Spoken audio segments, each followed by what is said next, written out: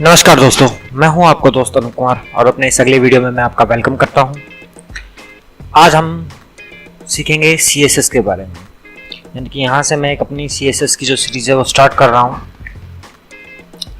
यहाँ से आज उसका पहला ये फर्स्ट वीडियो है जिसके अंदर मैं आपको CSS के बारे में बताऊँगा कि CSS है क्या चीज़। ठीक है, लेकिन उससे पहले अगर आपने हमारे चैनल को सब्सक्राइब नहीं किया है तो प्लीज़ नीचे दिए गए लाल बटन पर क्लिक करके हमारे इस चैनल को सब्सक्राइब कर लीजिए, क्योंकि इसमें कंप्यूटर, मोबाइल और इंटरनेट से related tips, tricks and tutorials मिलते हैं जो बिल्कुल फ्री होते हैं और सब्सक्राइब करना भी बिल्कुल फ्री है। तो चलिए शुरू करते हैं आगे का वीडियो। CSS क्या है? CSS की जो फुल फॉर्म है वो है cascading style sheet. Cascading style sheet का मतलब यानी कि एक कंप्यूटर, कास्केडिंग मतलब एक फ्लो, कोडिंग का एक फ्लो जो आप के वेब पेज को स्टाइल मतलब कि उसकी अच्छी से लुक आप बना सकते हैं, उसके मार्जिन वगैरह में उसको एक अच्छी लुक दे सकते हैं, एक अच्छा डिजाइन दे सकते हैं। और शीट मतलब शीट यानी कि एक ऐसा शीट यानी कि डॉक्यूमेंट, तो एक ऐसा डिजिटल डॉक्यूमेंट, ये कंप्यूटर डॉक्यूमेंट है तो डिजिटल डॉक्यूमेंट होगा, एक ऐसा डिजिटल डॉक्यूमेंट जो हमारे वेब पेज को एक बेहतर लुक देता हो, उसे हम CSS कहते हैं। ठीक है जी, जिसका फुल फॉर्म है कास्केडिंग स्टाइल शीट।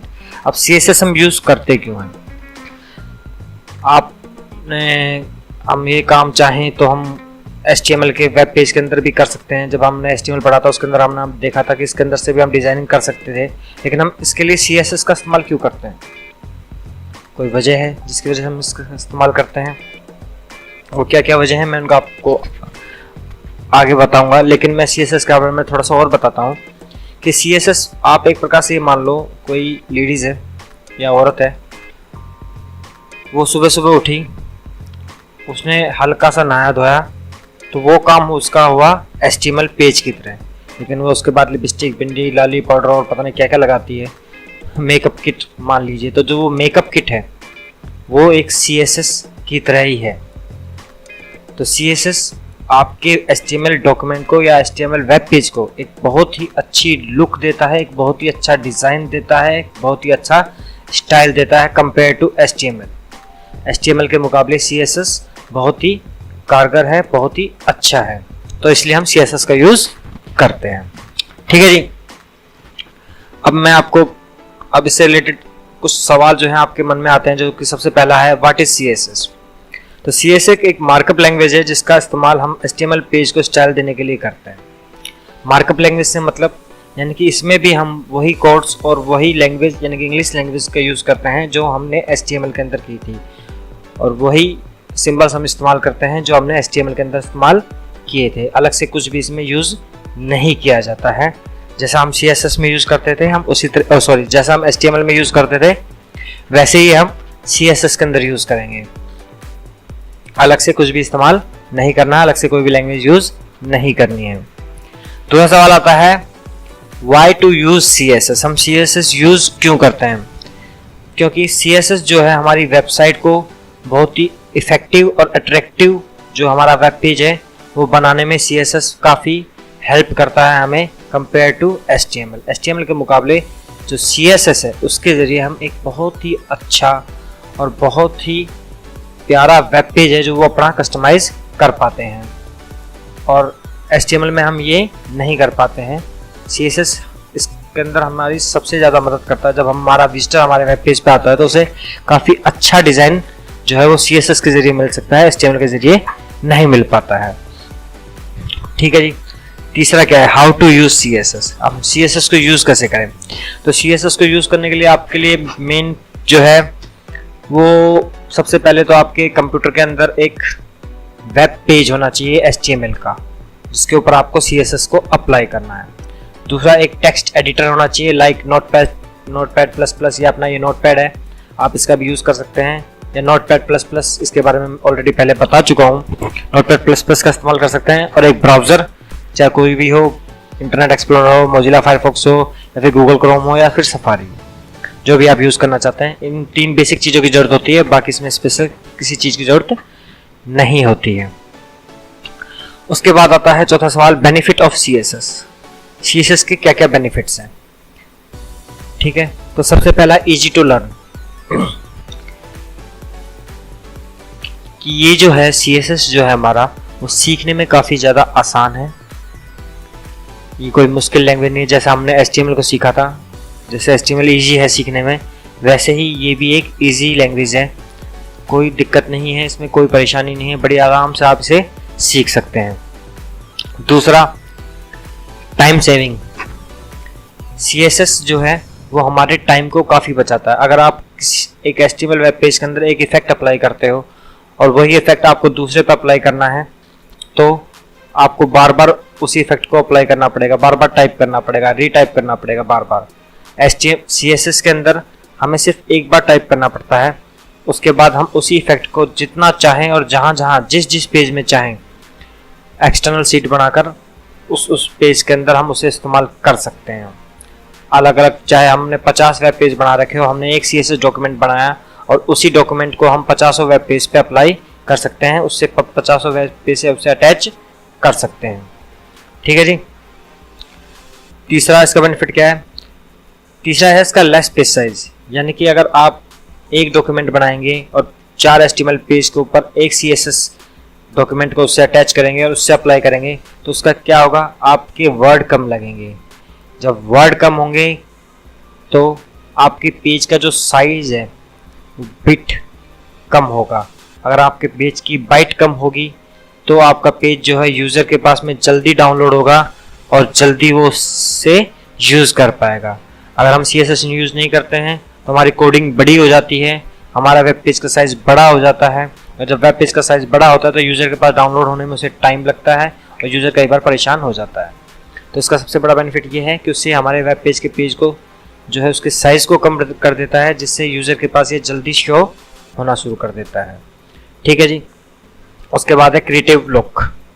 इसका जो चौथा है बेनिफिट वह है क्रिएटिव लुक, यानी कि ये CSS के ज़रिए हम एक बहुत ही अच्छी और बहुत ही बढ़िया जो लुक है अपने वेब पेज को दे सकते हैं। HTML में हम उसे वो लुक नहीं दे सकते जो हम CSS के ज़रिए दे सकते हैं। ठीक है जी। तो ये है CSS का बेनिफिट। तो मैं समझ सकता हूँ कि आप, उम्मीद करूँगा कि आप CSS के बारे में समझ गए होंगे। ये बेसिकली इसके बारे में बताना था मुझे, ये CSS है क्या, CSS का मतलब क्या है, CSS हम क्यों यूज़ करते हैं, और जो CSS के क्या क्या फ़ायदे हैं। एक बार मैं फिर से आपको रिपीट करना देना चाहूँगा। ये CSS का मतलब है कास्केडिंग स्टाइल शीट, यानी कि एक ऐसी शीट जो डाटाबेस, जो आपके HTML वेब पेज को एक बहुत ही अच्छा स्टाइल देने के काम आती है। और इसके यूज़ से हमें ये फ़ायदा होता है कि हमारा वेब पेज है वो बहुत ही अच्छा बनता है और बहुत ही प्यारा बनता है। इसकी एक क्रिएटिव लुक होती है, एक उसका अट्रैक्टिव डिज़ाइन होता है, उसका एक अट्रैक्टिव कस्टमाइजेशन होता है, जो कि हम CSS के ज़रिए ही कर सकते हैं। तो उम्मीद करता हूँ आपको CSS के बारे में समझ में आ गया होगा। तो CSS को हम कैसे यूज़ करते हैं और उसके क्या क्या टाइप है, ये हम नेक्स्ट वीडियो में पढ़ेंगे कि कैसे कैसे हम इसे इस्तेमाल करते हैं। इस कोर्स के दौरान मैं आपको सारी चीज़ें बताता हुआ चलूँगा। उम्मीद करता हूँ आपको वीडियो पसंद आया होगा, समझ में आया होगा। अगर इस वीडियो से रिलेटेड और कुछ जानना चाहते हैं तो प्लीज़ नीचे कमेंट बॉक्स में कमेंट कीजिए। अगर आपको वीडियो अच्छा लगा हो तब भी मुझे बताइए, अगर बुरा लगा हो तब भी मुझे बताइए, ताकि मैं अपने वीडियो को और इम्प्रूव कर सकूँ और डिटेल से आपको मैं समझा सकूँ और डिटेल से मैं आपको पढ़ा सकूँ या बता सकूँ। सो प्लीज़ मेरे चैनल को लाइक कीजिए, शेयर कीजिए और हमारे चैनल को सब्सक्राइब जरूर कीजिए। मिलता हूँ आपसे नेक्स्ट वीडियो में, तब तक के लिए शुभ रात्रि। नमस्कार दोस्तों, मैं हूँ आपका दोस्त अनुप कुमार और अपने इस अगले वीडियो में मैं आपका वेलकम करता हूँ। लेकिन इससे पहले एक रिक्वेस्ट करूंगा, अगर आपने हमारे चैनल को सब्सक्राइब नहीं किया है तो प्लीज़ हमारे चैनल को सब्सक्राइब कर लीजिए, क्योंकि इसमें कंप्यूटर, इंटरनेट और मोबाइल से related tips, tricks and tutorials मिलते हैं जो बिल्कुल फ्री होते हैं और सब्सक्राइब करना भी बिल्कुल फ्री है। अगर आपने इससे पहले की वीडियो नहीं देखे हैं तो प्लीज़ हमारे चैनल पर इससे पहले की वीडियो जाके देख लीजिए। अगर आप इससे पहले की वीडियो देख चुके हैं तो प्लीज़ आगे कंटिन्यू कर सकते हैं। दोस्तों आज हम CSS के बारे में, ये मेरा नेक्स्ट वीडियो है, इसके अंदर मैं आपको बताऊंगा कि CSS के अंदर, यानी कि CSS को हम कैसे लिखते हैं या कैसे इंसर्ट करते हैं अपने एक HTML डॉक्यूमेंट के अंदर। ठीक है जी। तो CSS को जो टाइप करने के तरीके हैं या फिर लिखने के तरीके हैं वो क्या हैं, तो ये जानने के लिए आप इस वीडियो के एंड तक देखते रहिए। तो इसको लिखने के बेसिक 3 फॉर्मूले हैं, यानी कि 3 तरीके हैं, 3 टाइप्स हैं। क्या है? पहला है इनलाइन सीएसएस। इनलाइन सीएसएस का मतलब है कि जो हमने एक टैग यूज किया है, HTML के अंदर एक एलिमेंट यूज किया है, उसी की लाइन के अंदर उस सीएसएस को कोड को अप्लाई करना, ठीक है, जिससे कि वो उस टैग के ऊपर अप्लाई हो जाता है। चलिए मैं करके बताता हूँ कैसे। ये हमारे पास एक HTML डॉक्यूमेंट है, हम जरा से रन करा लेते हैं।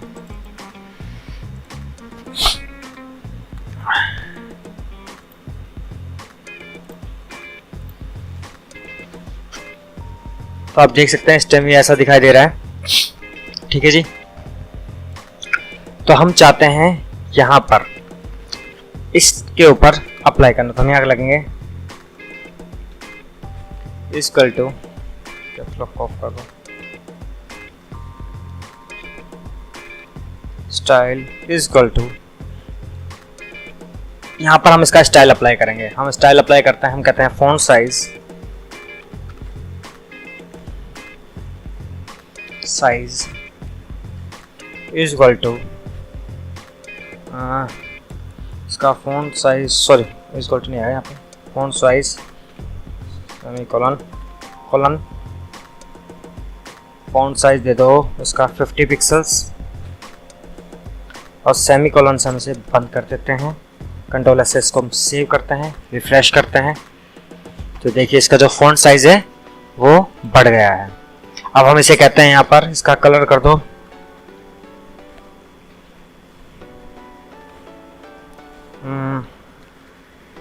रेड, बंद किया, कंट्रोल एस से सेव किया, रिफ्रेश किया, तो आप देख सकते हैं इसका जो कलर है वो रेड हो गया है, ठीक है जी।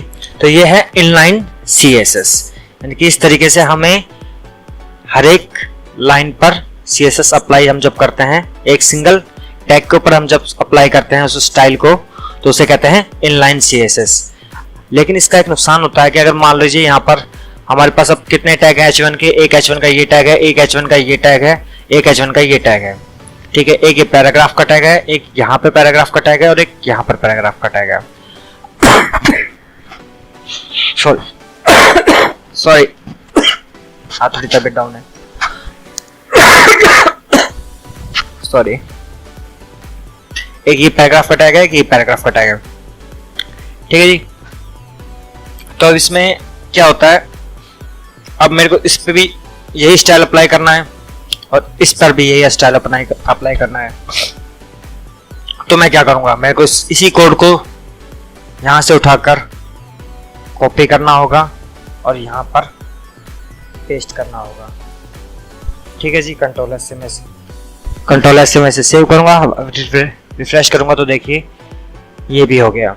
अगर मैं पैराग्राफ के ऊपर इस चीज को अप्लाई करता हूँ या और कुछ स्टाइल इसके ऊपर अप्लाई करता हूँ पैराग्राफ के ऊपर, तो हर एक पैराग्राफ के लिए मेरे को हर एक लाइन के अंदर कोड डालना पड़ेगा, जिसका नुकसान ये होगा कि हमारा जो पेज का बाइट है वो बढ़ जाएगा, हमारे पेज का जो साइज है बढ़ जाएगा। क्यों? क्योंकि हम हर एक लाइन पर अप्लाई करेंगे तो हमारी कोडिंग बढ़ेगी, हमारी वर्डिंग बढ़ेगी, जब वर्डिंग बढ़ेगी तो पेज का बाइट भी बढ़ेगा।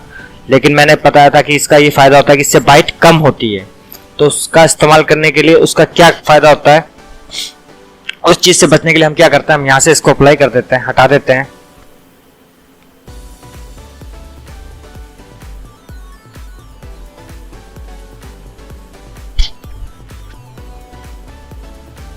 सेव किया, रिफ्रेश किया, वापस सिंपल हो गया। हम क्या करते हैं, हम करते हैं इंटरनल सीएसएस का यूज। इंटरनल सीएसएस हो गई हमारी। अब यहाँ पर एक काम करेंगे, हम यहाँ पर लेंगे ओपनिंग टैग और एक क्लोजिंग टैग, स्टाइल का टैग लेंगे। अब हम यहाँ पर क्या करेंगे, हम यहाँ पर जो अप्लाई करेंगे, हम कहेंगे यहाँ पर H1 के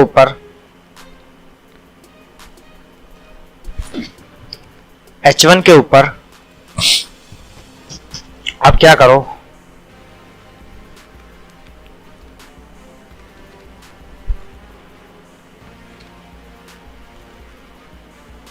सॉरी।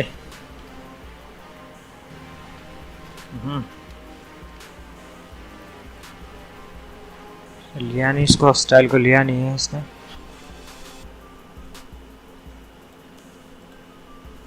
कंट्रोल एस से मैंने इसको सेव किया, रिफ्रेश किया, तो देखिए सिर्फ मैंने एक ही जगह लिखा है कि H1 जो है उसको कलर रेड कर दीजिए। तो यहाँ पर हमारा कलर जो है गूगल H1 टैग है, यूट्यूब का H1 टैग है और फेसबुक का H1 टैग है। इसने तीनों के ऊपर ही उस कलर को अप्लाई कर दिया। अगर मैं यहाँ पर इसको कहता हूँ इसका जो फॉन्ट साइज है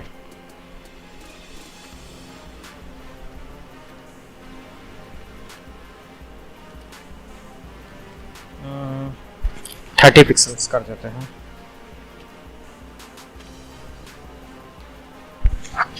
रिफ्रेश किया, 30 तो छोटा हो गया उल्टा, इसको 60 पिक्सल्स कर देते हैं। कंट्रोल एस से मैंने सेव किया, रिफ्रेश किया, तो देखिए तीनों का जो साइज है वो बढ़ गया है। ठीक है, यानी कि एक ही जगह लिखने से इन तीनों के ऊपर वो चीज अप्लाई हो जाएगी। जहां जहां इस पेज के ऊपर जितने भी H1 टैग होंगे उन सब पर वो स्टाइल जो है, हमने जो यहाँ पर सिलेक्टर को सिलेक्ट किया है, वो स्टाइल इन जहां इस हमारे इस पेज के अंदर जितने भी H1 टैग होंगे उसके ऊपर अप्लाई होगा। अगर यहाँ पर हम एक H1 टैग और लगा देते हैं, मान लीजिए H1 ओपनिंग H1 क्लोजिंग, तो ये हमने ऐड किया है यहाँ पर अभी। ठीक है, अभी तक 3 थे और यहाँ पे मैं डाल देता हूँ हेलो। कंट्रोल एस से मैंने सेव किया, यहाँ पे अभी वो नहीं है, रिफ्रेश करा तो देखिए हेलो। हेलो के ऊपर भी वो जो स्टाइल मैंने यहाँ पर दिया हुआ है colour red, font size 60 pixel, वो यहाँ पर इस H1 टैग के ऊपर भी अप्लाई हो गया। जितने भी हम H1 टैग अब इसके अंदर इंसर्ट करते जाएंगे उन सब के ऊपर एक ही स्टाइल जो है वो अप्लाई हो जाएगा। तो इससे क्या होगा, जितने भी H1 टैग हैं, या पैराग्राफ के ऊपर हम ले लेते हैं यहाँ पर कि P टैग के ऊपर आप इसका कलर जो है वो कर दो ब्लू। ठीक है जी, कंट्रोल एस से मैंने सेव किया, रिफ्रेश किया, ओह कलर मिस्टेक हो गई, रिफ्रेश किया, तो देखिए जितने भी हमारे पैराग्राफ के जो टैग थे वो सारे के सारे ब्लू कलर में हो गए। ठीक है जी, तो ये है हमारा इंटरनल CSS लिखने का तरीका, और ये है उसका फायदा कि इससे क्या होता है, हमारा जो कोड होता है वो कम हो जाता है। हमारे हर एक टैग के ऊपर हम लोगों को बार बार अप्लाई नहीं करना पड़ता, जिससे हमारा टाइम भी बचता है। सिर्फ एक ही जगह अप्लाई कर देते हैं और वो सबके ऊपर अप्लाई हो जाता है। ठीक है जी, लेकिन अब मान लीजिए आपके पास में एक और सेम ऐसा ही पेज है, उसमें आपने थोड़ा सा करेक्शन किया है, बाकी सब कुछ जो मैटर है वो बिल्कुल एज इट इज का एज इट इज है। तब आप क्या करोगे, उसके ऊपर वापस से ये सारा का सारा स्टाइल जो है आपको अप्लाई करना पड़ेगा। आपने पीछे का जो मैटर है, मान लो नीचे का और मैटर थोड़ा सा इसमें चेंज कर दिया है। आपने देखा होगा कई पेज होते हैं उसमें मीनू, ऊपर का मीनू और भी अलग नेविगेशन बार जो होता है उसमें बीच का मैटर काफी कुछ सेम होता है और आजू बाजू का थोड़ा बहुत अलग हो जाता है। तब उस कंडीशन में क्या होता है, उस कंडीशन में हम क्या करेंगे, हम यहाँ पे स्टाइल अप्लाई नहीं करते हैं, हम एक नया डॉक्यूमेंट बनाएंगे, न्यू डॉक्यूमेंट बनाते हैं और इसके अंदर हम इसे सेव करते हैं, सेव एज, यहीं पे हम डाल देते हैं डी डॉट। जैसे हम HTML की फाइल को सेव करते थे तो उसमें हम क्या करते थे, हम उसके अंदर उसका एक्सटेंशन नेम डॉट HTML देते थे, तो इसके अंदर भी हम सेम वैसे करेंगे, लेकिन इसका जो एक्सटेंशन नेम है वो डॉट CSS होगा। ठीक है जी, ये देने का क्या बेनिफिट है, ये देने के साथ ये जो फाइल है उससे ब्राउजर को समझ में आ जाता है, डाटाबेस समझ जाता है कि ये जो है एक CSS का डॉक्यूमेंट है और इसे HTML के लिए यूज किया गया है। ठीक है जी, एक्सटेंशन नेम हमेशा फाइल के बारे में बताता है, चाहे वो कुछ भी हो, MP3 हो, VOB हो, या फिर डेट फाइल हो, या फिर HTML की फाइल हो, या फिर जावा की फाइल हो, या किसी भी चीज़ की फाइल हो, हर एक चीज़ का एक एक्सटेंशन नेम होता है। इसके बारे में मैंने डिटेल से HTML के अंदर आपको बताया हुआ है। अगर आपने नहीं देखा तो आप वहाँ से जाके देख सकते हैं। ठीक है जी, तो मैंने यहाँ पे इसको सेव किया b.css।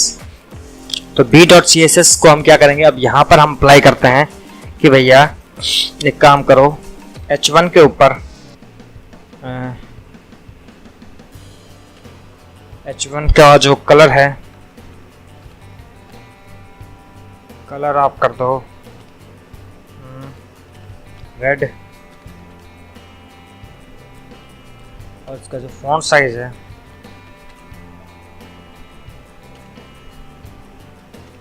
वो कर दीजिए आप 60 पिक्सल्स। कंट्रोल से सेव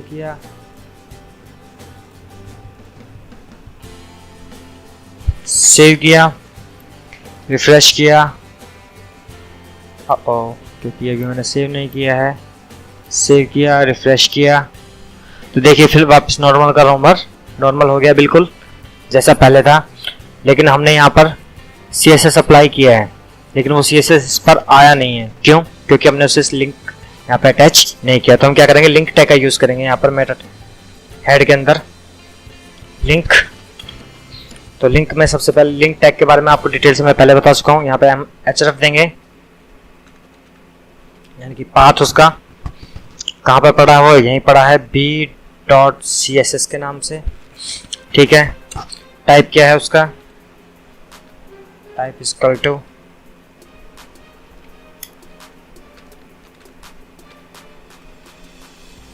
और उसका हम देंगे रिलेशन। क्या रिलेशन है, एक स्टाइल शीट है। ठीक है जी, और हम इसे बंद कर देंगे।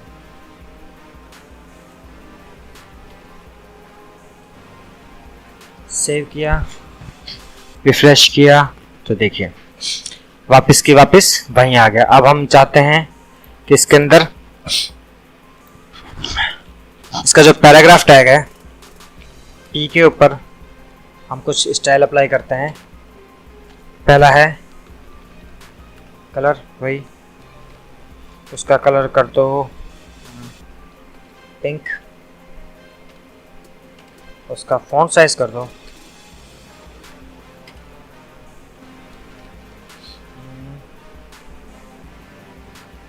30 पिक्सल्स। ठीक है जी, कंट्रोल से सेव किया, रिफ्रेश किया, तो देखिए पिंक थोड़ा दिखाई नहीं दे रहा है। इसको ब्लू कर देता हूँ मैं वापस, या फिर हम इसको ब्लू कर देते हैं।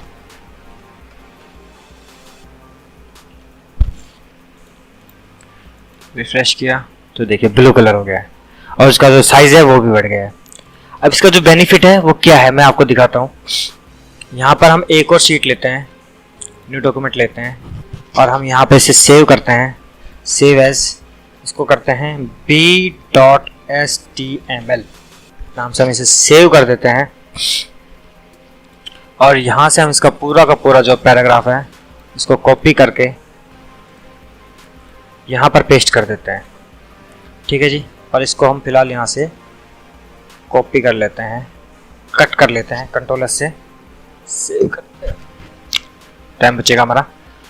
अब हम इसे यहाँ से इसको रन कराते हैं b.html को, तो देखिए सेम वही कोड है, लेकिन इस पर अब हम क्या करेंगे,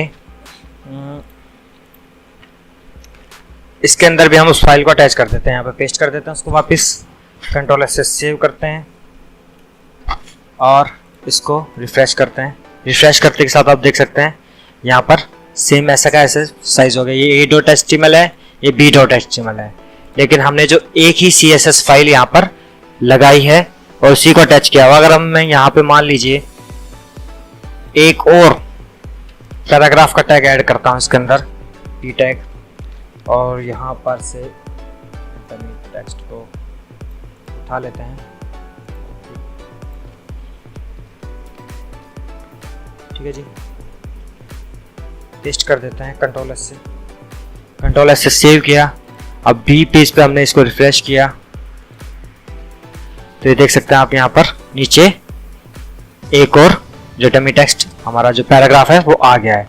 इसमें हमारे सिर्फ यहाँ तक हेडिंग ही तक था, इसके बाद में पैराग्राफ नहीं था, लेकिन जो स्टाइल है वो इसके ऊपर भी अप्लाई हो रहा है। तो एक्सटर्नल जो स्टाइल शीट है उसका ये बेनिफिट है।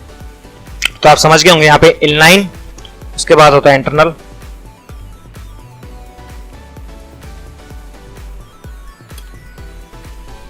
और उसके बाद होता है हमारा एक्सटर्नल।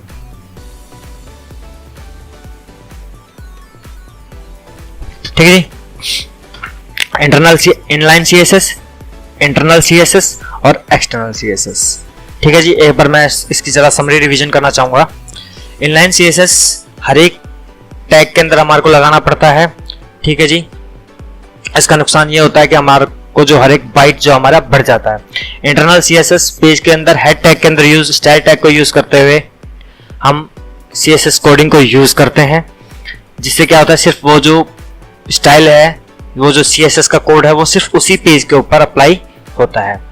उसके बाद है एक्सटर्नल सीएसएस। एक्सटर्नल सीएसएस का ये फायदा है, अगर हमारे पास 1 2 4 5 10 50 पेज भी हैं और उन सब के ऊपर एक जैसा ही कोडिंग हमने यूज किया है, थोड़ा बहुत चेंजेस हमने उसके ऊपर किए हुए हैं, तो हमारी जो एक ही एक्सटर्नल की जो सीट है वो उसी से हम सभी पेजेस के ऊपर जो है स्टाइल जो है वो अप्लाई कर सकते हैं आराम से। उसका जो स्टाइल है वो सभी पेजेस के ऊपर अप्लाई हो जाता है, उसके अंदर की जो कोडिंग है वो सभी पेजेस के ऊपर अप्लाई हो जाती है, जिससे हमारी जो है कोडिंग का जो साइज है वो कम होता है और हमारी जो पेज की जो बाइट है वो कम हो जाती है।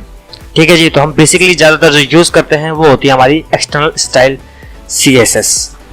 एक्सटर्नल स्टाइल शीट को हम ही कोडिंग के लिए यूज़ करते हैं। उम्मीद करता हूँ आपको ये वीडियो पसंद आया होगा। अगर पसंद आया तो प्लीज़ नीचे एक लाइक का बटन है उसे दबा दीजिए। अगर आपको ये वीडियो पसंद नहीं भी आया है तो प्लीज़ मुझे बताइए ताकि मैं इसको और भी अच्छे तरीके से एक्सप्लेन कर सकूँ। अगर आप और किसी चीज़ के बारे में वीडियो चाहते हैं तो प्लीज़ मुझे बताइए। और नमस्कार दोस्तों, मैं हूं आपका दोस्त अनूप कुमार और अपने इस अगले वीडियो में मैं आपका वेलकम करता हूं। आज हम जानेंगे CSS सिंटैक्स के बारे में। CSS सिंटैक्स क्या चीज़ है, ठीक है। लेकिन उससे पहले मैं आपसे रिक्वेस्ट करूंगा कि अगर आपने हमारे चैनल को सब्सक्राइब नहीं किया है तो प्लीज़ हमारे चैनल को सब्सक्राइब कर लीजिए, क्योंकि इसमें कंप्यूटर, इंटरनेट और मोबाइल से related tips, tricks and tutorials मिलते हैं जो कि बिल्कुल फ्री होते हैं और सब्सक्राइब करना भी बिल्कुल फ्री है। अगर आपने इससे पहले की वीडियो नहीं देखे हैं तो प्लीज़ मेरे चैनल पर जाकर उससे पहले की वीडियो देख लीजिए। अगर आप इससे पहले की वीडियो देख चुके हैं तो आप आगे कंटिन्यू कर सकते हैं। चलिए शुरू करते हैं आज का video. CSS syntax. CSS syntax यानी कि CSS सिंटैक्स का मतलब है यहाँ पर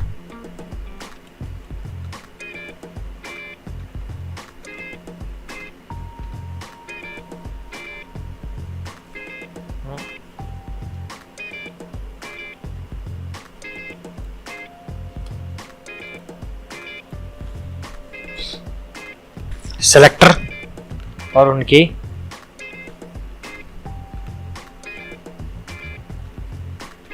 प्रॉपर्टी,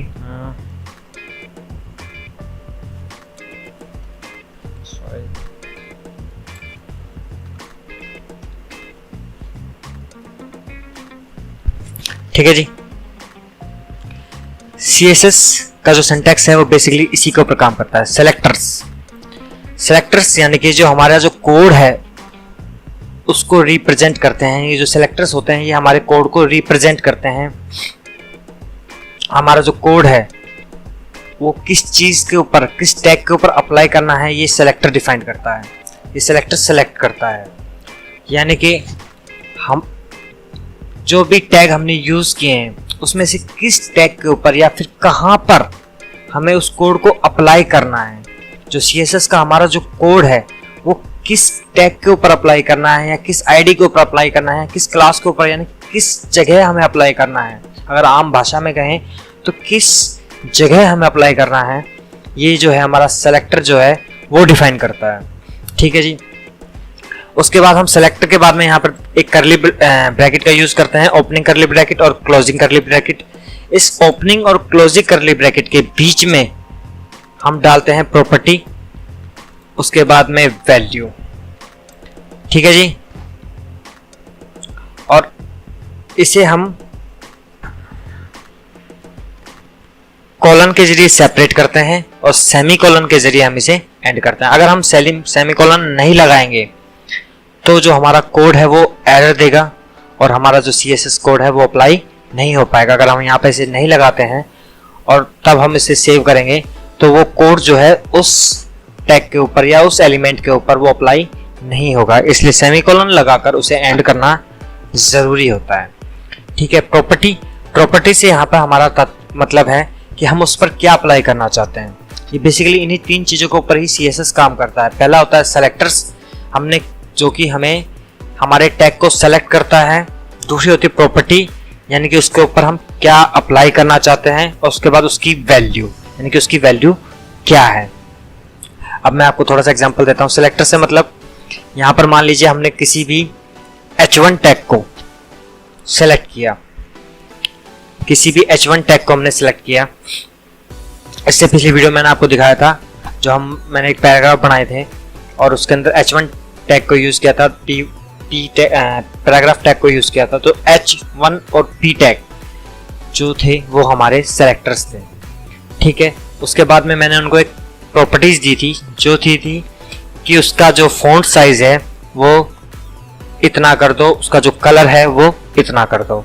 तो जो फॉन्ट साइज है वो प्रॉपर्टी है और उसकी जो वैल्यू है 30 पिक्सल्स या 50 पिक्सल्स या 60 पिक्सल्स, जो भी हम वैल्यू देना चाहते हैं वो उसकी वैल्यू कहलाती है। उसका कलर जो है वो प्रॉपर्टी कहलाएगा, उसमें जो हम कलर यहाँ पर डिफाइंड करेंगे वो उसकी वैल्यू कहलाएगी। ठीक है, उसके बाद हम इसे कॉलन से सेपरेट करेंगे। कॉलन के लेफ्ट साइड में हम यहाँ पर प्रॉपर्टी डालते हैं और राइट साइड में हम उसकी वैल्यू डालते हैं। ठीक है जी, और सेमी कॉलन से हम उसे अलग करते हैं। अब इसके बाद चाहे तो हम दूसरी प्रॉपर्टी यूज कर सकते हैं, तीसरी प्रॉपर्टी यूज कर सकते हैं, चौथी प्रॉपर्टी यूज कर सकते हैं Ctrl+C करके। हम चाहे तो इसे हम यहाँ पर लिख सकते हैं और हम चाहे तो हम इसे ऐसे भी लिख सकते हैं, हम जैसे चाहें वैसे लिख सकते हैं। इन सेलेक्टर के अंदर, इन दोनों कर्ली ब्रैकेट के अंदर जो हमारा कोड लिखा होता है वो हमारा एक कोड ब्लॉक कहलाता है उस सेलेक्टर का। ठीक है जी, तो इसके अंदर हम जितने चाहें उतने कोड ब्लॉक यूज कर सकते हैं। ठीक है जी, उतने हम यहाँ पर कोड अप्लाई कर सकते हैं और हम उस डॉक्यूमेंट के अंदर जितने चाहें उतने कोड ब्लॉक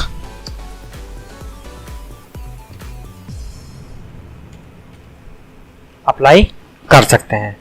ठीक है जी, तो ये है हमारा सेलेक्टर, प्रॉपर्टीज और वैल्यू। CSS जो है C के ऊपर पूरा का पूरा आधारित है कि हम किसे सेलेक्ट कर रहे हैं। मेन चीज है सेलेक्टर्स, कि हम किसे सेलेक्ट कर रहे हैं, किसके ऊपर हम कोड अप्लाई करना चाहते हैं। उसके बाद उस कर्ली ब्रैकेट को लगाने के बाद में उसका हम एक ब्लॉक बनाते हैं और वो जो ब्लॉक होता है वो उस सेलेक्टर के ऊपर ही अप्लाई होता है। ठीक है जी, लेकिन सेलेक्टर के बेसिकली कुछ रूल्स होते हैं, और क्या क्या रूल्स होते हैं जरा मैं आपको बता देता हूँ। पहले तो सेलेक्टर का जो नाम है, ये जो हमारा CSS है वो केस सेंसिटिव है। अगर हमने वहां पर कैपिटल S यूज किया है और यहां पर हम उसे नॉर्मल S हम यूज कर रहे हैं, ठीक है, स्मॉल s यूज कर रहे हैं और वहां पर हमने कैपिटल S यूज किया हुआ है, तो ये दोनों के दोनों अलग सेलेक्टर्स कहलाएंगे। ठीक है, तो बेसिकली आप जो है स्मॉल कैरेक्टर का ही यूज करें और कोई यूनिक नेम यूज करें ताकि आपको बार बार स्मॉल या कैपिटल लेटर में कोई कंफ्यूजन ना हो, कोई दिक्कत ना हो, उस कोड के अंदर कोई एरर शो ना हो। ठीक है, तो हम स्मॉल लेटर का ही यूज करते हैं इसमें। दूसरा जो सेलेक्टर्स होता है उसका जो नेम जो है वो स्टार्ट हमेशा ABCD से होता है, ना कि किसी नंबर से।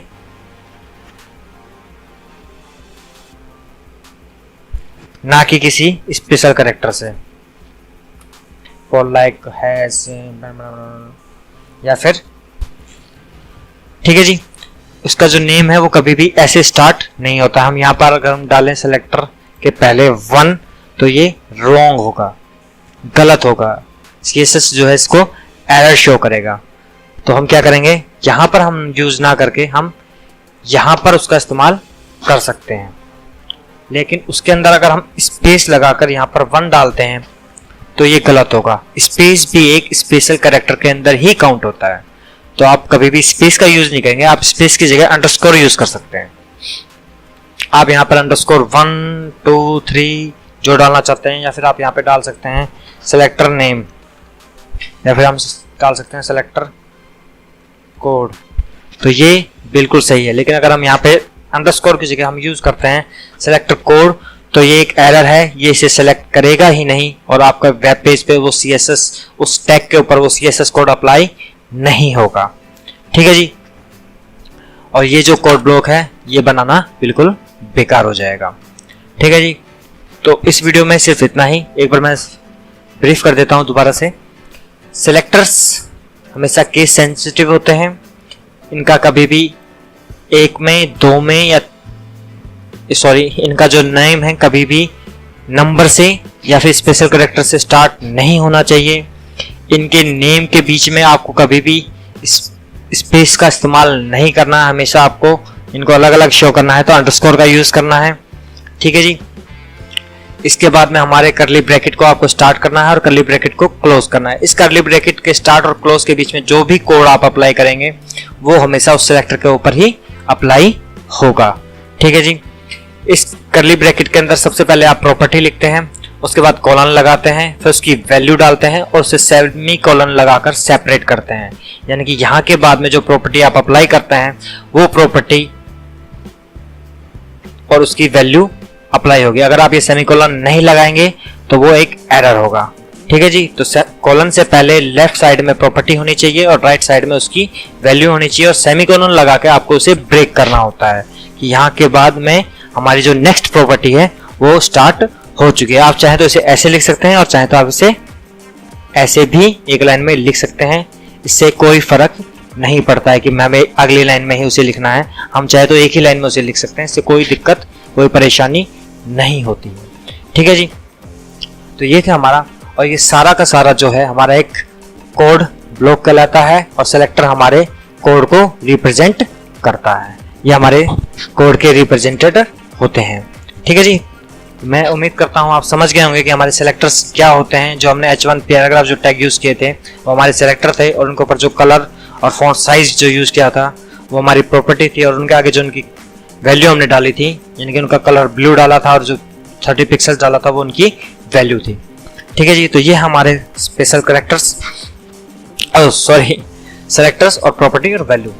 ठीक है। अब हम नेक्स्ट वीडियो के अंदर सेलेक्टर्स के बारे में पढ़ेंगे। इसके करीबन काफ़ी तरीके होते हैं सेलेक्टर्स के। ऐसा नहीं कि आप सीधा H1 यूज़ कर लिया, पैराग्राफ यूज़ कर लिया, ऐसा नहीं है। इसके और भी डिटेल से सेलेक्टर्स के बारे में जानेंगे। उसके बाद हम प्रॉपर्टीज़ के बारे में जानेंगे और उनकी वैल्यूज़ के बारे में बाय वन पढ़ते हुए चलेंगे। ठीक है जी। तो उम्मीद करता हूँ आपको ये वीडियो समझ में आया होगा, पसंद आया होगा। अगर आपको ये वीडियो अच्छा लगा हो तो नीचे एक लाइक का बटन है मेरे भाई, दबा दीजिए। अगर आपको वीडियो अच्छा नहीं लगा हो तो प्लीज़ मुझे बताइए, मैं और भी डिटेल से और भी अच्छे तरीके से अपने वीडियो को आपके सामने लेके आऊँगा। नमस्कार दोस्तों, मैं हूँ आपका दोस्त अनुप कुमार और अपने इस अगले वीडियो में मैं आपका वेलकम करता हूँ। लेकिन इससे पहले एक रिक्वेस्ट करूँगा, अगर आपने हमारे चैनल को सब्सक्राइब नहीं किया है तो प्लीज़ नीचे दिए रेड बटन पर क्लिक करके इसे सब्सक्राइब कर लीजिए, क्योंकि इसमें कंप्यूटर, इंटरनेट और मोबाइल से related tips, tricks and tutorials मिलते हैं जो बिल्कुल फ्री होते हैं और सब्सक्राइब करना भी बिल्कुल फ्री है। आज हम जानेंगे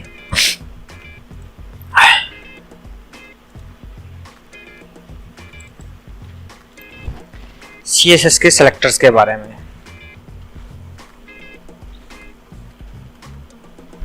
CSS के सेलेक्टर्स क्या चीज़ है, चलो उन पे हम रोशनी डालते हैं। तो एक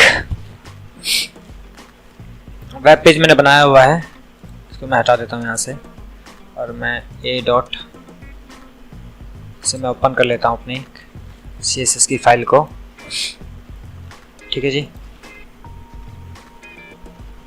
हम एक एक्सटर्नल सीट ही लेके चलेंगे, इंटरनल पे हम काम नहीं करेंगे। ठीक है जी। सेलेक्टर्स, CSS के सेलेक्टर्स क्या चीज़ है?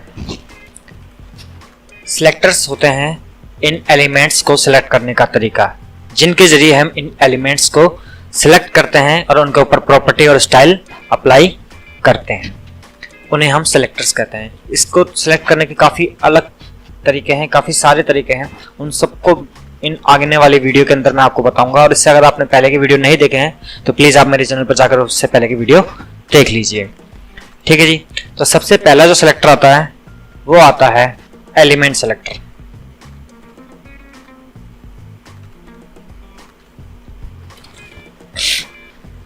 एलिमेंट सेलेक्टर यानी कि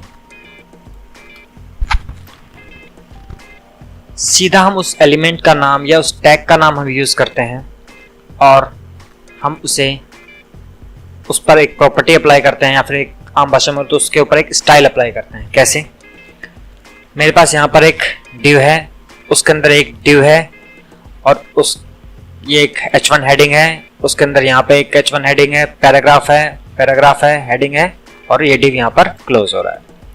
ठीक है जी, तो हम क्या करेंगे, मान लीजिए उसका तरीका क्या है, जैसे यहाँ पे एक पैराग्राफ एलिमेंट है, यहाँ पे एक h1 एलिमेंट है, हम क्या करेंगे, यहाँ पर डायरेक्ट डालेंगे h1 कर्ली ब्रैकेट, उसके अंदर स्टाइल, उसका सी कलर जो है आप कर दीजिए रेड। कंट्रोल से मैंने सेव किया। इस पेज को मैं ज़रा रन करता हूँ।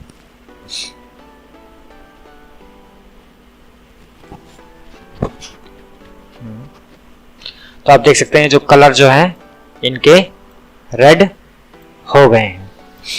ठीक है जी, लेकिन अब मैं चाहता हूं कि यहां पर सिर्फ इस h1 टैग का कलर जो है वो रेड हो, बाकी ये सारे के सारे ना हो। ठीक है जी, तो उसके लिए अलग तरीका है, लेकिन उसके बाद में हम जैसे हम किसी भी एलिमेंट का नाम डायरेक्ट डाल सकते हैं इसके अंदर। तो ज़्यादा जैसे मैं पी टैग को यूज करता हूँ, पी टैग के ऊपर स्टाइल अप्लाई करता हूँ, इसको दे देता हूँ कलर ब्लू,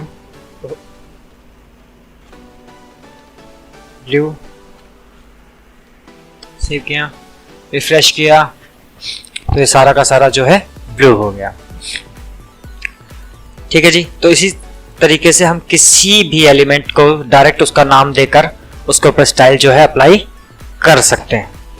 ठीक है जी, एक होता है इसके अंदर स्टार सेलेक्टर, सेकंड नंबर पे जो आता है स्टार सेलेक्टर। स्टार सेलेक्टर क्या है, जब कोई ऐसी प्रॉपर्टी है जिसको हम सभी पर इस्तेमाल करना चाहते हैं, यानी कि पूरे के पूरे वेब पेज के ऊपर हम उस प्रॉपर्टी का यूज करना चाहते हैं, तो क्या होगा, जैसे कि हम इसको बोल देते हैं विड्थ कर दीजिए आप 900 पिक्सल्स। ठीक है जी, 900 पिक्सल्स और इसको कर दीजिए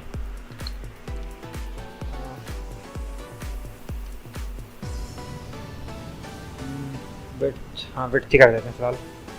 कंट्रोल ऐसे सेव करते हैं, ज़्यादा इस पर प्रॉपर्टी अप्लाई नहीं करते हैं। ये देखिए आप, ये जो पूरा का पूरा जो है वेब पेज है ये हमारा 900 पिक्सल्स के अंदर आ गया है। यहीं की यहीं इस पूरे वेब पेज के ऊपर ये पूरी की पूरी जो हमारी प्रॉपर्टी है वो अप्लाई हो गई है। स्टार सेलेक्टर का मतलब होता है जो ऑल एलिमेंट्स है, जितने भी हमारे पास एलिमेंट्स हैं उन सबके ऊपर इसे अप्लाई कर दो। तो यहाँ पर हम सिर्फ वही चीज यूज करते हैं जब हमें पूरे के पूरे पेज के ऊपर, चाहे वो मार्जिन हो, चाहे वो पैडिंग हो, चाहे वो विड्थ हो, चाहे वो अलाइनमेंट हो, जो हमें पूरे वेब पेज के ऊपर चाहिए उस चीज को हम यहाँ पर अप्लाई कर देते हैं, जिससे वो पूरे के पूरे वेब पेज के ऊपर अप्लाई हो जाती है। उसके बाद आता है हमारा आईडी सिलेक्टर। आईडी सिलेक्टर क्या है, अब आईडी सिलेक्टर में हम क्या करते हैं, आईडी सिलेक्टर को सिर्फ हम एक बार ही यूज करते हैं। ठीक है जी, तो यानी कि जो हमारे पेज में यूनिक जो एलिमेंट है हम उसके ऊपर उसे अप्लाई करते हैं, हर एक एलिमेंट के ऊपर अप्लाई हम नहीं करते हैं। तो डिव हमारा ये एक डिव है, यहाँ पर h1 काफी है, डिव टैग यहाँ पे भी है, यहाँ पे भी, लेकिन ये जो डिव टैग है वो एक यूनिक है, इसी के अंदर सब कुछ है। तो हम इस डिव टैग के ऊपर क्या करेंगे, हम यहाँ पे एक लिखेंगे id इक्वल टू, इसकी हम एक id देंगे, क्या देंगे, हम इसको देंगे मेन। ठीक है, और हम इसे यहाँ पर कहेंगे, इसको तो हम हटा देते हैं फिलहाल,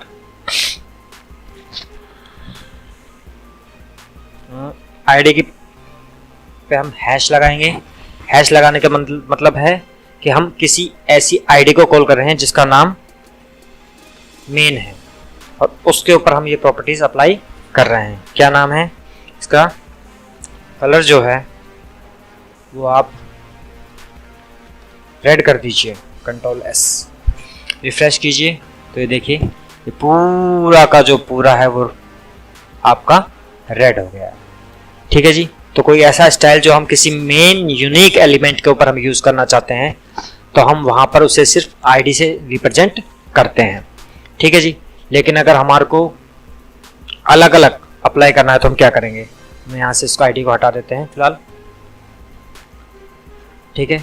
हमें इस आईडी को सिर्फ मेन एक ही बार इस्तेमाल करना होता है अपने पूरे वेब पेज में। तो अब उसके लिए हम क्या करते हैं? हम क्लास सेलेक्टर का यूज करते हैं। क्लास सेलेक्टर क्या है? जैसे कि मैंने अभी आपको बताया था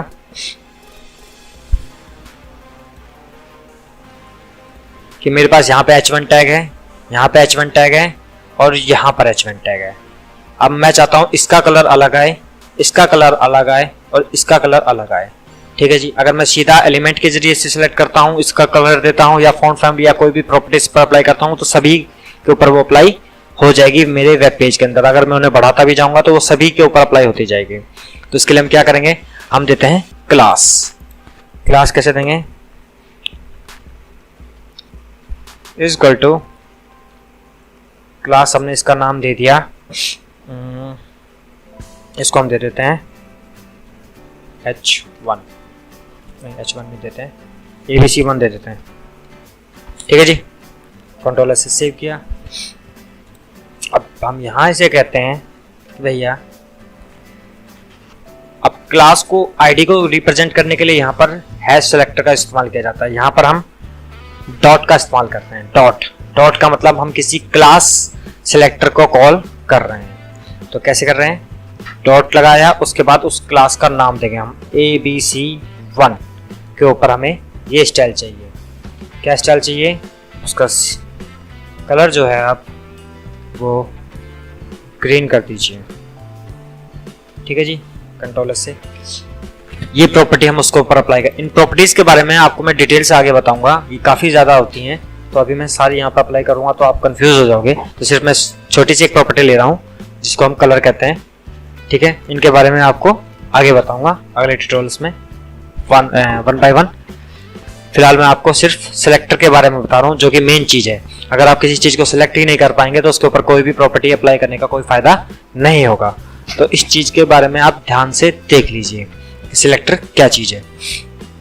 ठीक है जी। मैं इसको रिफ्रेश करता हूँ तो आप देख सकते हैं जो मेरा ये गूगल है पहला, सिर्फ फर्स्ट हेडिंग जिसका मैंने नाम दिया था abc1, जो हमारी फर्स्ट हेडिंग है उसका कलर जो है वो ग्रीन हो गया, बाकी के अलग हैं। अगर मैं इसका नाम देता हूं यहां पर अब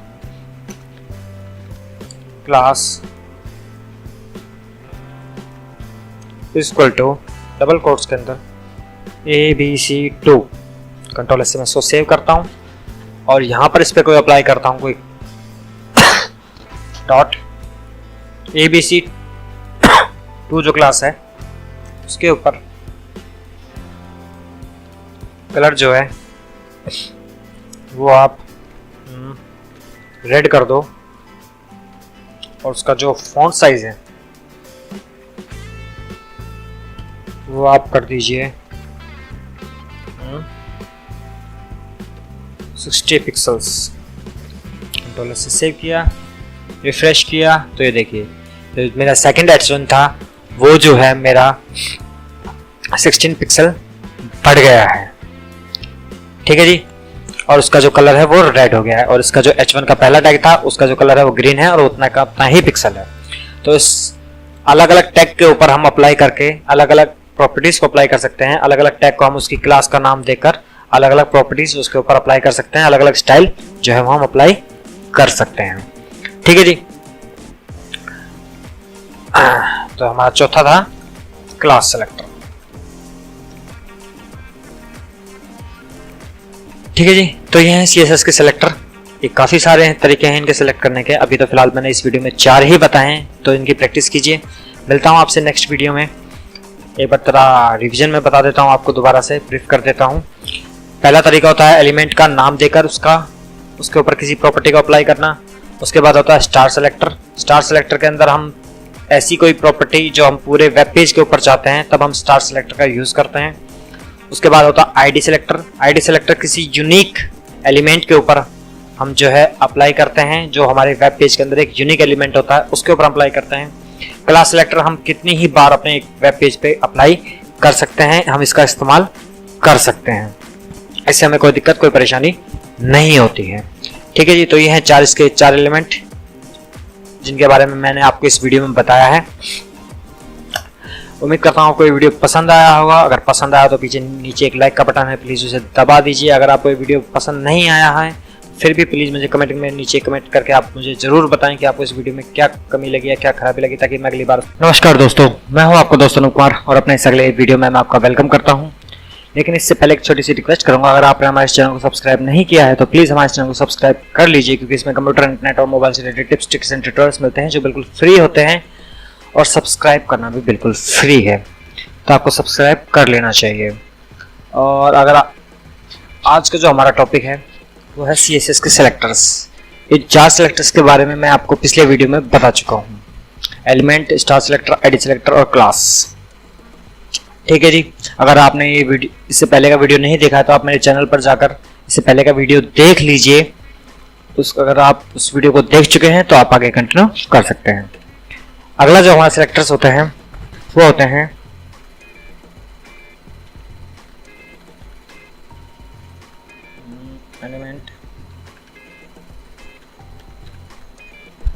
एलिमेंट स्पेस एलिमेंट। इसका मतलब होता है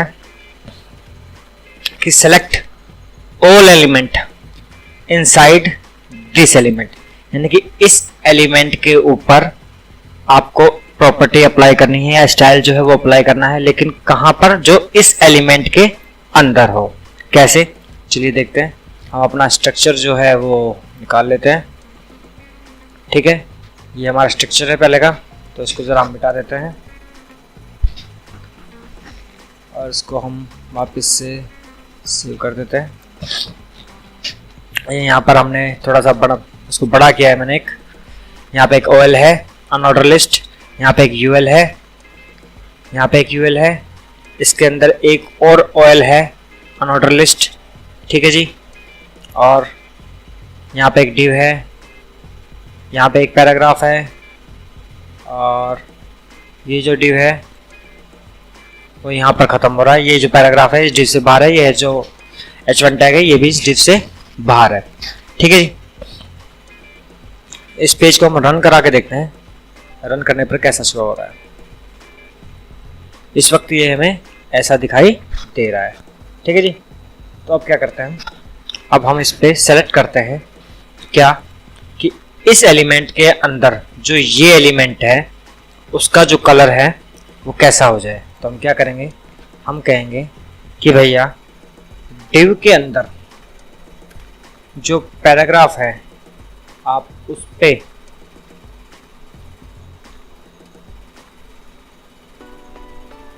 क्या करो,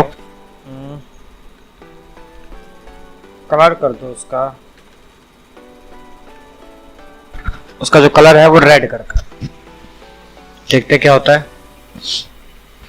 तो देखिए div के अंदर जितने भी पैराग्राफ थे वो टोटल के टोटल रेड हो गए, लेकिन ये जो पैराग्राफ है ये हमारा रेड नहीं हुआ। क्यों? क्योंकि ये जो पैराग्राफ है ये हमारा इस div से बाहर है। ठीक है जी, यानी कि इस एलिमेंट के अंदर जितने भी ये एलिमेंट है उन सब के ऊपर इस प्रॉपर्टी को अप्लाई कर दो। अलग अलग तरीके होते हैं सिलेक्ट करने के, जैसे मैं आपको पहले पिछले वीडियो में बता चुका हूँ। सिलेक्टर्स का मतलब होता है हम पैराग्राफ को कैसे सेलेक्ट करते हैं, पैराग्राफ किसी भी एलिमेंट को हम कैसे सेलेक्ट करते हैं, उस तरीके को सिलेक्टर कहते हैं, अगर आम भाषा में हम इसे बोले तो, या आम भाषा में हम इसे समझाए तो। ठीक है जी, अब हम इसे कहते हैं कि भैया UL के अंदर जो LI है या OL के अंदर जो LI है उसे आप रेड कर दो। तो आप देखिएगा हम क्या करते हैं, हम यहाँ पे बोलते हैं इसको LI, इस पे आप कलर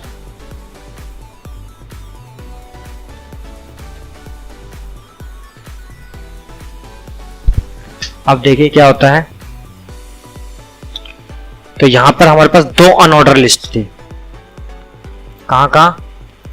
एक तो हमारे पास यहाँ पे ऑयल है और एक हमारे पास यहाँ पे ऑयल है। हम चाहते हैं कि इस ऑयल का कलर चेंज ना हो, सिर्फ इसका हो, इस यूएल का हो। तो हम क्या करेंगे, हम यहाँ पर इसको बोलेंगे कि भैया यूएल के अंदर जो एल टैग है उसका कलर ब्लू कर दो। तो देखिए यूएल के अंदर जो एल टैग है वो ब्लू हो चुकी है। क्यों? दोनों की दोनों ब्लू किस लिए हैं? क्योंकि यूएल के अंदर ये भी एक एल है और इस ऑयल के अंदर भी ये एल है, लेकिन इसके यूएल के अंदर आती है, इस वजह से इसका कलर भी जो है वो ब्लू हो गया है। ठीक है जी। तो एक तो ये तरीका होता है कि हम एलिमेंट के अंदर जितने भी एलिमेंट हैं उनके ऊपर स्टाइल को अप्लाई करना चाहते हैं, तब हम इस चीज को यूज करते हैं कि भाई इस एलिमेंट के अंदर जितने भी ये एलिमेंट है उनके ऊपर इस प्रॉपर्टी और इस वैल्यू को अप्लाई कर दिया जाए। ठीक है जी। तो एक तो तरीका होगा ये। अब हम नेक्स्ट पढ़ते हैं। नेक्स्ट बोलते हैं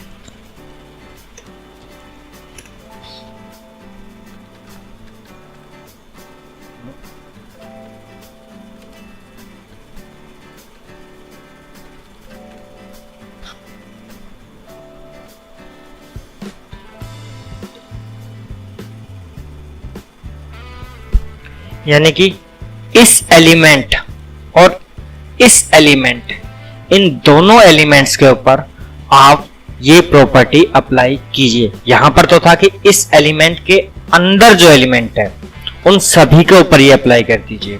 यहां पर है कि इस एलिमेंट के और इस एलिमेंट के पर, अंदर नहीं, इस एलिमेंट पर और इस एलिमेंट पर आप ये प्रॉपर्टी जो है वो अप्लाई कीजिए। कैसे? चलिए यहाँ पे देखते हैं। तो हम इसको हटा देते हैं फिलहाल। हम बोलते हैं कि भैया कंट्रोल से सेव किया, इसको रिफ्रेश किया तो वापस नॉर्मल हो गया। हम बोलते हैं जितने भी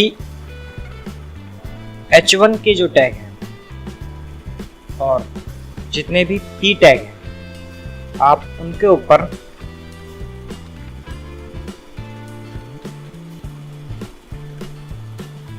उनका जो कलर है वो आप ब्लू कर दीजिए। चलिए इसको देखते हैं, रिफ्रेश करते हैं। तो देखिए H1 और पैराग्राफ के जितने भी टैग थे उन सबका जो कलर है वो ब्लू हो गया है। इसे आप ऐसे भी अप्लाई कर सकते हैं कि div के अंदर वाले पैराग्राफ पर और यूएल के अंदर वाली li पर कलर ब्लू कर दीजिए, रिफ्रेश कीजिए। तो देखिए जो div के अंदर जितने भी पैराग्राफ थे और यूएल के अंदर जितनी भी li थी उन सब के ऊपर जो है ये जो स्टाइल है वो अप्लाई हो गया है। आप देख सकते हैं यहाँ पे मैंने पहले वाला सिलेक्टर यूज किया, यहाँ पे मैंने वही पहले वाला सिलेक्टर यूज किया, लेकिन यहाँ पर मैंने मल्टी सिलेक्टर यूज कर इन दोनों के ऊपर एक ही स्टाइल जो है अप्लाई कर दिया है। ठीक है जी। तो आप इस तरीके से मल्टीपल सिलेक्टर और डिसेंडेंट सिलेक्टर को यूज कर सकते हैं। एक बार मैं फिर दोबारा से बता देता हूं इन दोनों में डिफरेंस, जो क्या मेन जो मोटा डिफरेंस है वो क्या है। यहां पे हम इसको बोलते हैं कि इस एलिमेंट के अंदर जितने भी ये वाले एलिमेंट है उन पर अप्लाई करने, चाहे वो 1 हो या 2 हो या 3 हो या 4 हो या 5 हो या 10 हो या 50 हो 100, इस एलिमेंट के अंदर जितने भी ये एलिमेंट हैं उन सब पर आपको जो प्रॉपर्टी अप्लाई करनी है वो इस तरीके से आप सिलेक्ट करते हैं। एक होता है मल्टीपल सिलेक्टर, जिसके अंदर आप कहते हो कि इस एलिमेंट और इस एलिमेंट, यानी कि इन दोनों एलिमेंट्स के ऊपर आपको ये प्रॉपर्टी जो है या ये फिर ये स्टाइल जो है वो आपको अप्लाई करना है। ठीक है जी। तो ये दोनों अलग अलग तरीके हैं सिलेक्ट करने के, ये दोनों अलग सिलेक्टर हैं अपने। उम्मीद करता हूँ ये आपको वीडियो समझ में आया होगा, क्योंकि अब मैं कोशिश करूंगा वीडियो 10 मिनट या 12 मिनट 13 मिनट का बनाऊं। ज़्यादा लंबा वीडियो ऐसा लगता है जैसे कोई प्रवचन सा मैंने दे दिया हो, सॉरी। तो ज़्यादा लंबा वीडियो मैं खींचने की कोशिश नहीं करूंगा। मैं दो तीन सेलेक्टर्स को ही लेके चलूंगा। 10 11 12 13 मिनट का ही एक वीडियो में रखने की कोशिश करूंगा, ठीक है जी। तो ये थे हमारे 2 सेलेक्टर। नेक्स्ट वीडियो में आपको बताऊंगा और सेलेक्टर्स के बारे में। उम्मीद करता हूँ आपको ये वीडियो पसंद आया होगा। अगर पसंद आया हो तो नीचे एक लाइक का बटन है मेरे भाई, वो दबा दीजिए। अगर कुछ पसंद ना आया हो तो भी मुझे जरूर बताइए, ताकि मैं उस अगले आने वाले वीडियो में उस चीज़ को इम्प्रूव कर सकूँ। अगर आपको नमस्कार दोस्तों, मैं हूँ आपका दोस्त अनूप कुमार, और अपने इस अगले वीडियो में मैं आपका वेलकम करता हूँ। लेकिन इससे पहले एक रिक्वेस्ट करूँगा, अगर आपने हमारे चैनल को सब्सक्राइब नहीं किया है तो प्लीज़ हमारे चैनल को सब्सक्राइब कर लीजिए, क्योंकि इसमें कंप्यूटर, इंटरनेट और मोबाइल से related tips, tricks and tutorials होते हैं जो बिल्कुल फ्री होते हैं, और सब्सक्राइब करना भी बिल्कुल फ्री है। चलिए आगे बढ़ते हैं। आज का जो हमारा टॉपिक है वो है CSS के सिलेक्टर्स। इन सिलेक्टर्स के बारे में मैं आपको इससे पिछले वीडियो में बता चुका हूँ। अगर आपने इससे पिछले के वीडियो नहीं देखे हैं तो प्लीज़ आप मेरे चैनल पर जाकर इससे पिछले के पहले के वीडियो जो हैं वो देख लीजिए। अगर आप ये वीडियो देख चुके हैं तो आप आगे कंटिन्यू कर सकते हैं, ठीक है जी।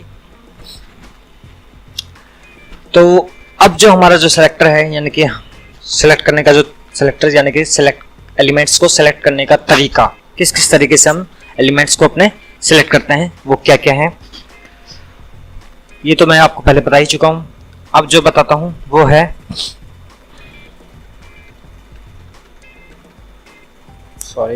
एलिमेंट, उसका था एलिमेंट, और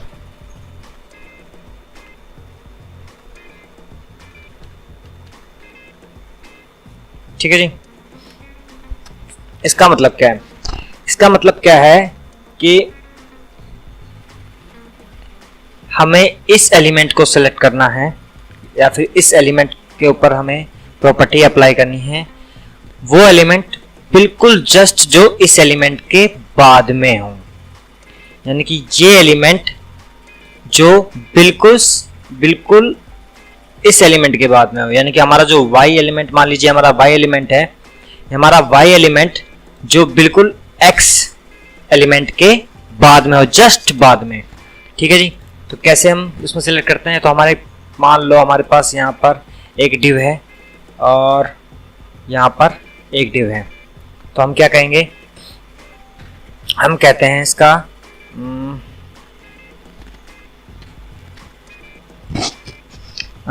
हम करते हैं कि जो डिव के बाद h1 है उस पर आप प्रॉपर्टी अप्लाई करो। क्या करो?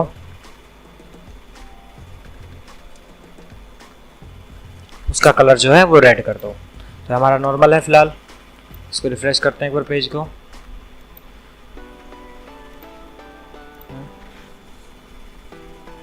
सेव किया मैंने, डिव के बाद h1 टैग अप्लाई नहीं हुआ है। एक सेकेंड, कहाँ मिस्टेक कर गए हम? डिव के बाद h1 टैग, या फिर हम इसको ये कह सकते हैं कि h1 के बाद वाले पे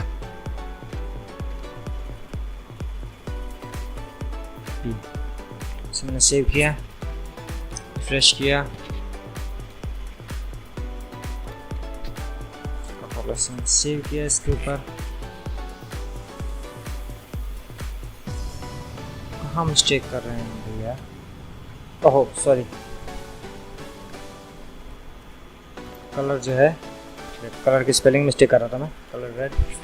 रिफ्रेश, देखिए h1 के बाद वाला ये h1 टैग है, इसके जस्ट बाद में पैराग्राफ है, ठीक है।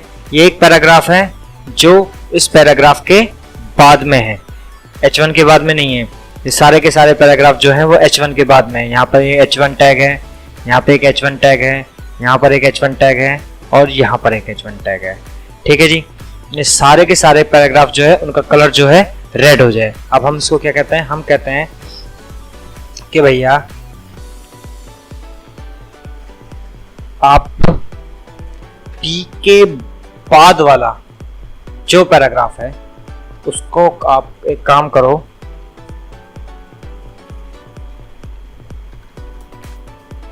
Colour is equal to green, save किया, रिफ्रेश किया, तो ये देखिए जो पैराग्राफ के इमीडिएटली बाद में जो भी पैराग्राफ है उसका जो कलर है वो ये ग्रीन कर देगा। ठीक है ना, यानी कि इस एलिमेंट के बाद वाला जो एलिमेंट है उसका जो कलर है वो आप ये कर दीजिए। जैसे कि div के बाद वाला जो h1 है उसको आप कलर कर दीजिए, आप उसका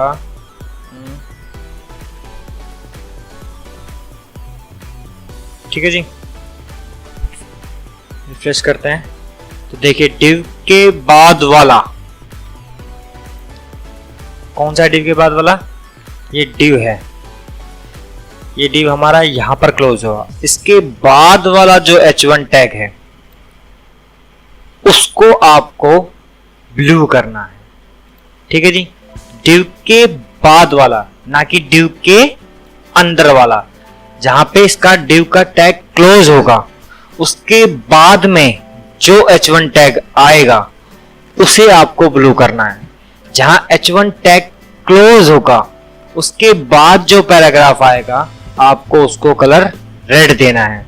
जहां p1 टैग क्लोज होगा या p1 एलिमेंट क्लोज होगा उसके बाद वाला जो p है टैग होगा उसे आपको ग्रीन करना है। ठीक है जी, तो यहां पे देख सकते हैं आप हमारा जो h1 है यहां पर क्लोज हुआ, इसके बाद जो p आया उन सबका कलर इसने रेड कर दिया। इसके बाद जो हमारा div p के बाद में जो p है उसको इसने ग्रीन कर दिया, और जो div के बाद वाला जो h1 टैग है उसका कलर जो है इसने ब्लू कर दिया। ठीक है जी, अब हम एक और ट्राई करते हैं इसके ऊपर। हम कहते हैं li के ul कहां पे क्लोज हो रहा है, नहीं ul के ऊपर अप्लाई नहीं हो पाएगा फिलहाल, क्योंकि hr के बाद वाला जो ol है उसके ऊपर आप ये अप्लाई करो। चलिए हम जरा इसको टारगेट करते हैं। hr के बाद वाला जो ol है उसे आप क्या करो, उसे आप कलर कर दो उसका पिंक। ठीक है जी, कंट्रोल एस से मैंने सेव किया, रिफ्रेश किया, तो अब देखते हैं जरा यहाँ पे हमारा HR टैग क्लोज हुआ और उसके बाद जो हमारी OL थी उसका जो कलर है वो पिंक हो गया। जरा मैं इसको पिंक की जगह रेडी दे देता हूँ, ज्यादा डार्क चमकेगा। ये देखिए उसका जो कलर है रेड हो गया। क्यों? क्योंकि वो हमारे जस्ट HR का टैग जो क्लोज होगा उसके जस्ट बाद में जो भी OL टैग आएगा उसे वो इस कलर को दे देगा। अगर इसके बीच में मैं एक पैराग्राफ और डाल देता हूँ यहाँ पे, जरा अब आपके सामने देखते हैं उसके ऊपर क्या इफेक्ट आता है। एक पैराग्राफ का टैग डाल के यहाँ पे पैराग्राफ को हम क्लोज कर देते हैं और हम इसको बोलते हैं हेलो कर देते हैं, बस ज़्यादा टाइम नहीं लगेगा। अब इसको ज़रा रिफ्रेश करते हैं तो देखिए क्यों नहीं आया, क्योंकि बीच में एक पैराग्राफ का जो टैग है वो पड़ गया। ठीक है, तो हम इसे क्या करेंगे, जो पैराग्राफ का टैग जो क्लोज हो रहा है इसके जस्ट बाद में जो OL शुरू हो रहा है आप उसके ऊपर अप्लाई कीजिए। तो क्या कहेंगे हम इसको, हम कहेंगे P के बाद में जो OL है उसका कलर रेड कर दीजिए। हम इसको सेव करते हैं और इसे रिफ्रेश करते हैं तो देखिए यहाँ पे इसका जो कलर है वो रेड हो गया है। तो जस्ट टैग के क्लोज के बाद में जो ओपनिंग टैग है हमें उसे टारगेट करना है। तो उसके लिए हम इस एलिमेंट का यूज करते हैं कि इस टैग के बाद में जो टैग है उसके ऊपर आप ये प्रॉपर्टी और ये वैल्यू जो है अप्लाई कीजिए। ठीक है जी, तो उम्मीद करता हूं आप समझ गए होंगे इस सेलेक्टर के बारे में। चलिए पढ़ते हैं नेक्स्ट के बारे में। नेक्स्ट हमारा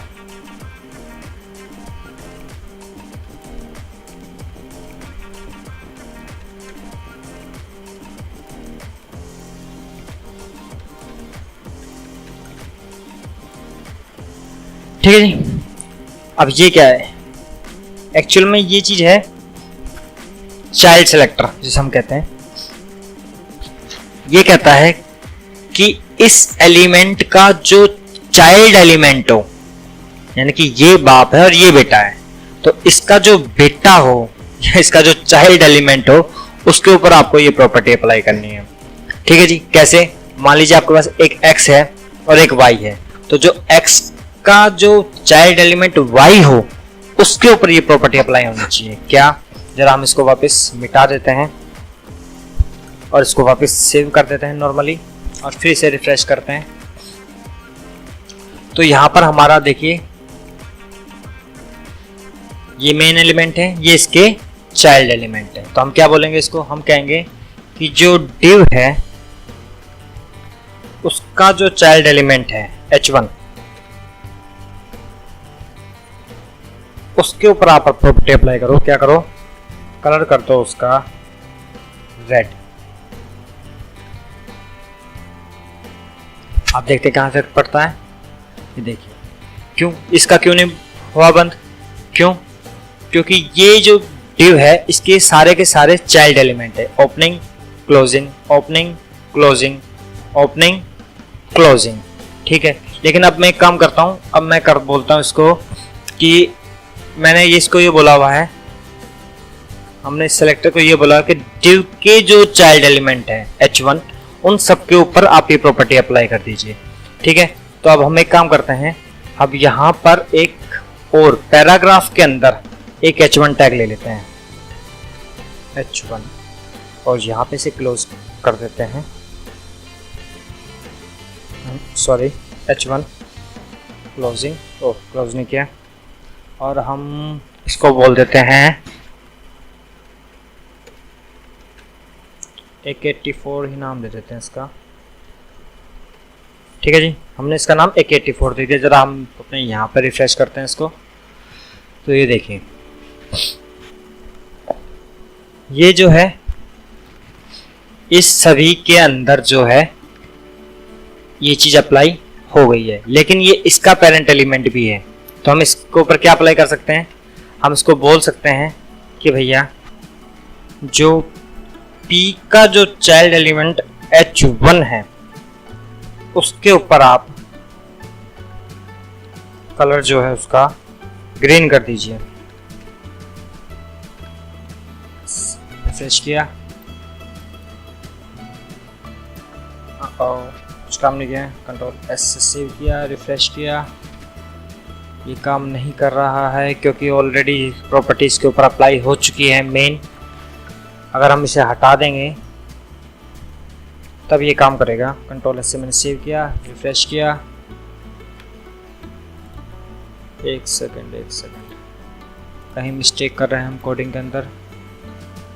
P का इसका चाइल्ड एलिमेंट H1 टैग इसको नहीं ले रहा है क्योंकि इसका चाइल्ड एलिमेंट बन ही नहीं रहा है, इसको हम हटा देते हैं। दूसरे एग्जांपल की तरह चलते हैं। इसमें फ़िलहाल कौन सा चाइल्ड एलिमेंट है? ये UL है और यहाँ पर एक OL है। तो हम इस OL के ऊपर अप्लाई करते हैं कि जो OL है, Li की जो OL है उसको कलर रेड कर दीजिए, ग्रीन कर दीजिए। तो यहाँ पे Li के अंदर ये है, इसको रिफ्रेश करते हैं तो ये देखिए यहाँ पर जो है ये ग्रीन हो गई है। यानी कि हमें पेरेंट टैग को सिलेक्ट करना है। ठीक है जी,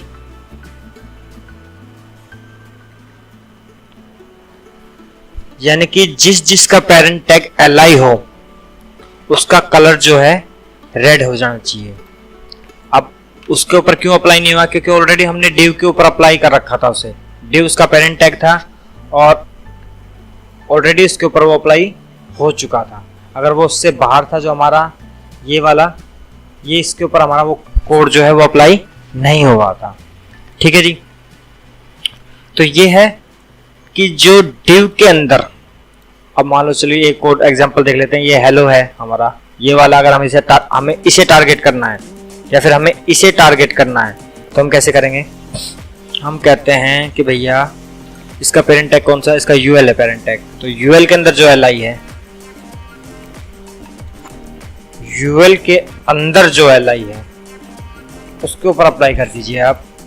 रिफ्रेश करते हैं तो ये देखिए यूएल के अंदर जितनी भी एलआई थी उन सबके ऊपर जो है ये अप्लाई हो गया है। ठीक है जी। तो यहाँ पर पेरेंट टैग होता है, उसका जो चाइल्ड टैग है उसके ऊपर आपको इस चीज को अप्लाई करना है। ठीक है जी। तो ये है हमारे 2 सिलेक्टर और जिनके बारे में आज हमने पढ़ा। मैं एक बार फिर से आपको बता देता हूँ। इस सिलेक्टर का यूज क्या होता है कि जो ये एलिमेंट यानी कि हमारा y एलिमेंट और ये हमारा x एलिमेंट, यानी कि y एलिमेंट जो भी x एलिमेंट के तुरंत बाद में हो उसके ऊपर आपको जो प्रॉपर्टी अप्लाई करनी है तब हम इस सिलेक्टर का यूज करते हैं। यानी कि y एलिमेंट जो जस्ट x एलिमेंट के बाद में आता हो, यानी कि x एलिमेंट का क्लोजिंग टैग के बाद में जो y एलिमेंट का ओपनिंग टैग हो, जब हम उसे टारगेट करना चाहते हो तब हम इस सिलेक्टर का यूज करते हैं। इस सिलेक्टर का हम यूज करते हैं जब हमारा पेरेंट टैग x हो और हमारा जो y टैग हो उसका जो चाइल्ड एट्रीब्यूट हो या चाइल्ड टैग हो या चाइल्ड एलिमेंट हो, तब हम इस सिलेक्टर का यूज करते हैं। यानी कि x का जो चाइल्ड एलिमेंट y है उसके ऊपर आप इस प्रॉपर्टी और इस वैल्यू को अप्लाई कर दीजिए। ठीक है जी। तो उम्मीद करता हूँ आपको ये वीडियो समझ में आया होगा, आपको ये वीडियो पसंद आया होगा। अगर आपको ये वीडियो पसंद आया हो तो प्लीज एक नीचे लाइक का बटन है उससे लाइक कर दीजिए। और आपको इस वीडियो में कोई प्रॉब्लम हो या कोई सवाल आप मुझसे या कोई क्वेश्चन आप मुझसे पूछना चाहते हो तो प्लीज कमेंट मुझे जरूर कीजिए। और हमारे नेक्स्ट वीडियो की अपडेट के लिए मेरे चैनल को सब्सक्राइब करना ना भूलें। मिलता हूँ आपसे नेक्स्ट वीडियो में, तब तक के लिए शुभ रात्रि, जय हिंद।